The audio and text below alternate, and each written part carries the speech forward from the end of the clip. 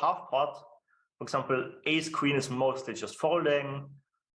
Pairs are starting to be indifferent. These backgrounds are starting to be indifferent, and some of these ace-6 suited same. But if I go a quarter, I do allow all the ace queens to call, all the pairs to call, and yeah, even some queen 10 to call. And most ace expected flush draw can even call now, which I was surprised too about the 50.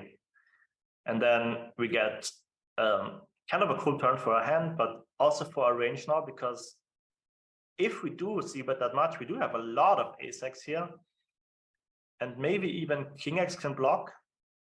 So these are the turn strategies, depending on if we go half pot on the flop or quarter pot, and you see a ton of tiny betting.